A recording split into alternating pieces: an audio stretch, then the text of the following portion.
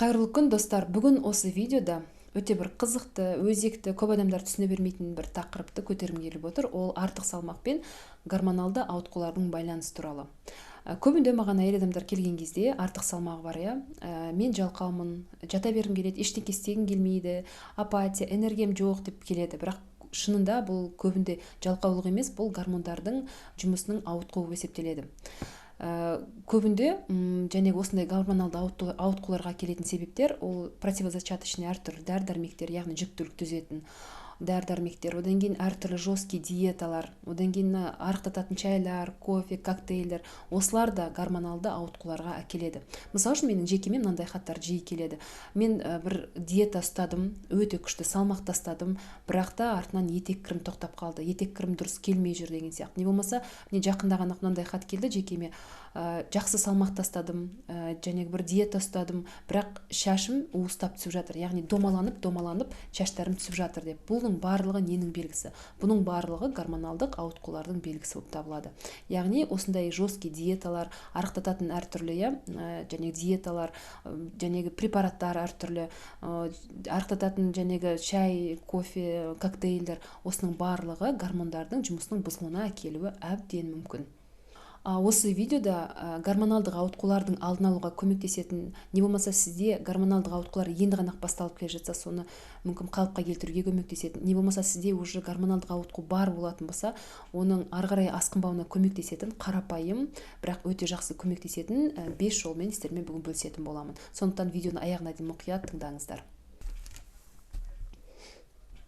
Менің кәсіби тәжірибемде маған келетін артық салмағы бар адамдардың ішінде екі осы гормоналдық ауытқу өте жиі кездеседі. Біріншісі ол қалқанша безімен байланысты, екіншісі грелин және лептин, яғни аштық тоқты гормондарының балансының бұзылуынан. Біріншісін айта кететін болсам, мысалы үшін өте жиі кездеседі, ең жиі кездесетін бір ситуация десем болады. Бір собирательный образ айтатын болсам, мысалы үшін Әлия деген қыз салмағы 90 килограмм келеді, айтады, және ештеңе істегім келмейді, Микахан, жата бергім келеді, жалқаумын, ештеңеге энергиям жоқ дейді, яғни өзін жалқаумын деп ойлайды, сондықтан оның артық салмағы бар деп ойлайды.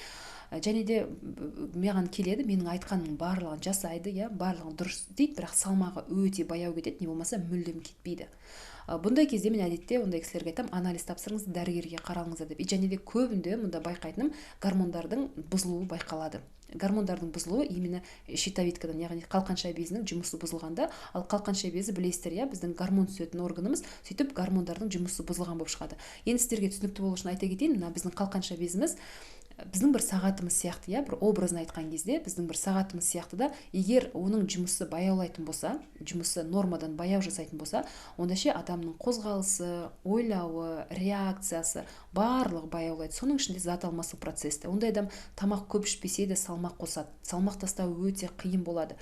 Бұндай кезде әрине дәрігермен жұмыс жасау керек болады. Дәрігерге барып қаралып, және анализдерін тапсырып, бұндай келген кісілерді әдетте дәрігерге жіберем, және де почти всегда, олардың жәнегі анализдерінде гормондардың жұмысы бұзылған болып шығады. Бұндай кезде күрделі ситуация болатын болса, дәрігермен жұмыс жасап, дәрігердің айтқанын істеп, дәрілерін қабылдап, сөйтіп жұмыс жасаған кезде әдетте салмағы нормаға келеді. Ал екінші ситуацияны айтатын болсақ, енді екінші ситуация бұл грелин және лептин гормондарымен байланысты. Бұл енді аштық және тоқтық гормондары, біреуі жәнегі біздің аш екенімізді сигнал беріп отыратын болса, бізге екіншісі тоқ екенімізді білдіріп отырады. Бірақ та көптеген адамдарда, именно менің тәжірибемде, маған келетін адамдардың ішінде осы екінші орында деп айтсам болады, яғни адам келеді, мысалы үшін собирательный образ айтайық, Әйгерім келеді, Микаханым, мен арықтағым келеді, артық салмағым бар, мен тамаққа тоймаймын, бірақ та дейді, тойғанымды сезбеймін, өте қомағаймын, тамақты жақсы көремін деп айтады. Өзінің тойғанын сезбеймін, дастарханға отырған кезде, тамақ ішкен кезде өзін тоқтата алмаймын. Әбден асқазаныма тірелген кезде, уже қысыла бастаған кезде, бірақ дастарханнан тұрамын деп айтады. Ондай адамдар әдетте ойлайды, мен қомағаймын деп, мен дұрыс емеспін деп. Ал бірақ көбінде олардың просто лептин, грелин гормондарының жұмысы бұзылған болады. Бірақ та бұнда айтатын және жақсы хабар, грелин мен лептиннің нормасы, яғни қалыпқа келтіру сондай қиын емес, әрине асқын кеткен түрі болмаса, мұнда дұрыс тамақтануды қолға алғаннан кейін әдетте гормондардың жұмысы қалыпқа келіп, адам уже өзінің тойғанын сезе бастайды, яғни сезімталдығы арта бастайды. Видеоның басында сіздерге уәде еткендей, гормоналдық ауытқулардың алдын алуға көмектесетін, тіпті гормоналдық ауытқулар бар болғанның өзінде ары қарай асқынбауына көмектесетін сіздермен 5 тәсілмен бөлісетін боламын. Біріншісі ол дұрыс тамақтану. Әдетте маған консультацияға келген кезде адамдарға мен дайын меню беремін 21 күнгі. Енді бірақ қысқаша айтатын болсам, дұрыс тамақтану дегеніміз уақытпен тамақтану біріншіден, иә. Уақытпен тамақтану таңертең, түсті, кешке арасында ешқандай тамақ, ештеңе ауызға салмау, тек қана су ішуге болады. Яғни таңертең, түсті, кешке ғана уақытпен тамақтану. Екіншіден дұрыс тамақтану дегеніміз денсаулыққа зиянды тамақтарды барынша азайту. Қолдарыңыздан келсе мүлдем жемеу. Ол не? Фастфуд, жаңағы майонез, кетчуп, кириешки, чипсы деген сияқты, газированный напитки деген сияқты осындай денсаулыққа пайдасы жоқ зиянды тамақтарды барынша олардан бас тарту. Үшіншіден, тағам таңдаған кезде барынша сапалы тағам түрін таңдау. Бұл туралы менде осы менің парақшамда арнайы видеолар бар. Нанды қалай таңдаймыз, сапалы майды қалай таңдаймыз деген сияқты, кепкен жеміс-жидектерді қалай таңдаймыз деген сияқты арнайы видеолар бар. Егер сіздер білмейтін болсаңыздар, сіздерге қызық болса, міндетті түрде кіріп көріңіздер. Яғни дұрыс тамақтану қағидасы: уақытпен тамақ ішу, зиянды тамақтардан бас тарту. Үшіншіден, тағам түрлерін таңдаған кезде барынша сапасын таңдап, тұтыну. Екінші жолы ол жеткілікті мөлшерде қозғалу. Өйткені адамзат, біздің табиғатымыз солай, барлығы біздің ағзамызда бір гармонияда, бір заңдылықпен, бір-бірімен үйлесе, байланса әрекет етеді. Соның ішінде адамның ағзасына міндетті түрде физикалық белсенділік керек, ағза нормальный жұмыс жасау үшін. Соның ішінде гормондардың жұмысына өте қатты әсер етеді.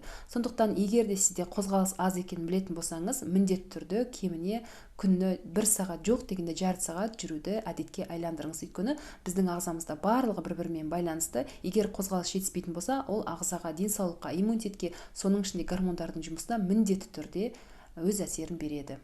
Келесі ол ұйқы. Негізі көп адам ұйқыға мән бермейді, оны маңызды деп есептемейді, елемейді, ескермейді. Бірақ шын мәнінде адамның ұйқысы оның денсаулығына, көңіл күйіне, соның ішінде гормондардың жұмысына әсері өте зор. Ұйқыға қатысты айтатыным, жалпы адамзат бұрынғы заманда, қазірге дейін, мысалы үшін, пока сотка, интернет, телевизор ойлап таппай тұрып, шам ойлап таппай тұрып, күн батқан кезде ұйықтайтын, барлық табиғаттың тіршілік сияқты, мысалы үшін, гүлдер болсын, ағаштар болсын, жануарлар болсын, күн батқан кезде ұйқыға кірсе, гүлдер болса жабылады, тіржәндіктер ұяларына кіреді. Сол сияқты адамдарды күн батқаннан кейін ұйқыға ұйықтаған, таңертең күн шыққан кезде күнмен бірге оянған. Бірақ соңғы кездері осы біздің дамыған заманда, технологияның дамыған заманда, интернет, телевизор, шам пайда болды. Осының арқасында біз бұрынғыдай емес, біздің биологиялық сағатымыз, биологиялық режиміміз өзгерді. Ал бұл негізі қарап отырсаңыздар, біздің табиғатымызға қарсы. Сондықтан біз қазір өзіміздің, қалай айтсам, біздің табиғи бағдарламамызға қарсы жұмыс жасап жатырмыз. Біз уақытында ұйықтамаймыз, өте кеш жатамыз, содан кейін кеш тұрамыз, күндіз ұйықтаймыз, кешке жақын интернетте отырамыз деген сияқты. Бұның барлығы гормондардың жұмысына міндетті түрде әсер етеді, 100% әсер етеді. Сондықтан ұйқыны барынша қолға алғандарыңыз дұрыс. Яғни ертерек жатып, ертерек тұру. Егер сіздің ұйқыңыз тым бұзылған болса, сіз кеш жататын болсаңыз, жоқ дегенде бүгін ұйықтап, ертең тұруды осыдан бастаңыз. Яғни сағат 12-ге дейін ұйықтап, толыққанды ұйқыңызды қандырып, келесі күн тұру. Осыдан бастасаңыз, біртіндеп қалыпқа келтірсеңіз болады. Яғни ертерек жатып, келесі күні ұйқыңызды қандырып тұру. Шамамен әдетте адамдарда 8 сағатта ұйқысы қанады, шамамен.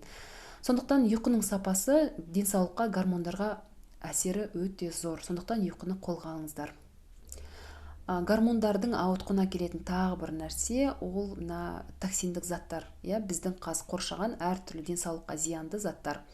Енді қарап отырсаңыздар, біз зиянды тамақ жеуге болмайды, ол денсаулыққа зиян дейміз, онымен барлығыңыз келісесіздер деп ойлаймын. Бірақ ол тамақ аузымыз арқылы барады, ағзамыздың ішіне. Бірақ та токсиндік заттар, бізді қоршаған өте көп токсиндік заттар біздің тыныс мүшелеріміз арқылы, теріміз арқылы, ол да тамақ сияқты біздің ағзамыздың ішіне кіретін зиянды заттар. Қарап отырсаңыздар, бұрынғы кезде, тарихи тұрғыдан қарасақ, баяғы заманда қазіргі сияқты зиянды заттар көп болмаған. Именно қазір, дәл қазір токсиндік заттар өте көп болып кетті біздің кәдімгі қарапайым өмірімізде.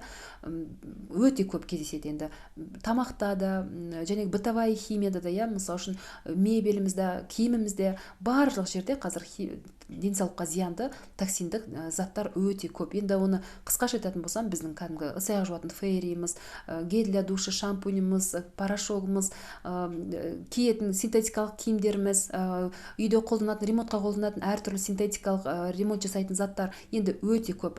бізде бұның барлығы қарап отырсаңыздар бұрын болмаған. Біздің адамның денсау ағза жалпы токсиндік заттардың белгілі бір мөлшерін ешқандай зиянсыз қабылдай алады, это нормально. Бірақ та соңғы кездер тым көп болып кетті. Бұл туралы қазір дәрігер, эндокринологтар барлығы айтып жатыр. Және гормоналдық ауытқулардың көбейіп кетуінің бір себебі осы токсиндік заттарды. Сондықтан кәдімгі қарапайым өмірде толыққанды әрине бас тарту мүмкін емес, бірақ барынша азайтсаңыз бұның өзі жақсы нәтиже береді. Мысал үшін қарапайым өмірде цех жуатын фейриді барынша аздап қолданып, не болмаса таңдаған кезде эко дегендер бар, эко деген барынша табиғи, химиялық құрамы жеңіл, сондайларды таңдауға тырысыңыздар, барынша табиғи қолдануға тырысыңыздар. Мысал үшін цех жуған кезде өз басымда айтатын болсам, цех жуған кезде жәнегі фейри сияқты химиялық заттарды қолданбауға тырысам, жай ғана ыстық сумен жууға, не болмаса кір сабынмен жууға деген сияқты. Шампунь алған кезде де, мысал үшін су сабынды қолданған кезде де барынша табиғиін қолдануға, не болмаса жай ғана қарапайым сабынды қолдануға деген сияқты. Стиральный порошок, яғни кір жуатын порошок, ұнтақты алған кезде де барынша табиғиін алуға тырысыңыздар. Яғни қолыңыздан келгенше зиянды заттарды барынша азайтуға тырысыңыздар. Өйткені бұның денсаулыққа, соның ішінде гормондардың жұмысына кері әсер ететіні уже дәлелденген нәрсе. Келесі бір гормондардың жұмысына әсер ететін фактор ол стресс. Әрине кез келген адамда стресс болады. Бұл нормально, бұл нормада, қалыпты жағдайда бәрімізде анда-санда стресс болып тұрады. Кез келген адам дені сау оны көтере алады. Бірақ та мен мұнда айтып отырғаным үздіксіз стресс. Яғни не болмаса бір ұзақ мерзімде болатын стресстер болады ғой. Осындай стресстер адамның ағзасына өте жаман әсер етеді. Соның ішінде гормондардың жұмысына өте кері әсерін береді.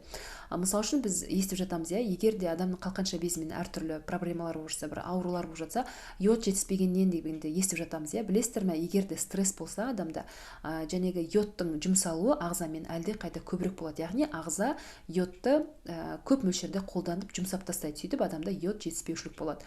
Сөйтіп йод жетіспеушілік болғанда қалқанша без жұмысы бұзылады. Сөйтіп гормондардың жұмысы бұзылады. Яғни барлығы бір-бірімен байланысты қарап отырсаңыздар, сондықтан стресс жағдайларын барынша азайтуға тырысуымыз керек. Бұндан енді стресс жағдайынан жақсы көмектесетін техникалардың бірі ол шүкіршілік техникасы. Өзім қолданып көрген, нәтижесін көрген әлі дейін қолданатын техникалардың бірі осы шүкіршілік техникасы. Нәтижесі енді керемет. Басынан өткеннен кейін өзім қолданатын болғандықтан барлықтарыңызға уверенно рекомендовать ете аламын. Ұсына аламын, міндетті түрде жасап көріңіздер. Одан кейін өзіңіздің сүйікті ісіңізді табу, өзіңіз ләззат алатын, демалатын бір хоббиіңізді табу. Енді шүкіршілік техникасына қатысты айтатым, білесіздер ме, бұл исламда баяғыдан бар техника. Бірақ та психология ғылымында осы соңғы кездері кең етек жайған, жақсы нәтиже көрсеткен техникалардың бірі. Техника благодарности деп аталады психологияда. Батыстық дамыған психологтар өте соңғы кездері жақсы қолданады, күшті нәтиже беріп жатыр. Сондықтан міндетті түрде жасап көріңіздер. Егер де шүкіршілік техникасын жасалуын білмесеңіздер, сіздерге қызық болса бұл тақырып астына жаза кетіңіздер. Арнайы осы шүкіршілік техникасына видео түсіруге тырысамын. Бұл видео сізге пайдалы болған болса, ұнаған болса, лайк басып қолдап отырыңыздар, және де ең жақын деген адамдарыңызбен бөлісе отырыңыздар. Әрбіріңізге мықты денсаулық тілеймін, аман сау болыңыздар.